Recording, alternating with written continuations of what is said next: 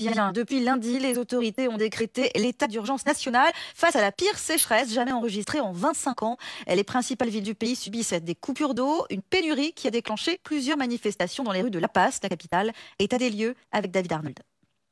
Le barrage d'Arwan Kota est pratiquement à sec. Et l'avenir de l'homme, ce célèbre vers de Louis Aragon, prend une tournure un peu moins poétique au Japon.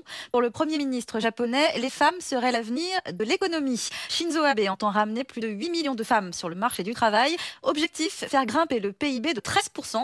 Mais les traditions ont la vie dure. Reportage à Osaka, Festival de Cannes. Le Disciple sort aujourd'hui en salle en France. Un film qui résonne cruellement avec l'actualité. Adapté d'une pièce du dramaturge allemand Marius von Mayenburg, ce long métrage nous plonge dans le quotidien d'un adolescent russe en pleine crise mystique, poussant sa foi chrétienne à l'extrême.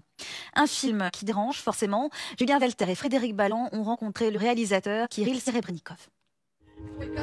Collectif que se sont fixées certaines ONG pour scolariser les enfants au Liban.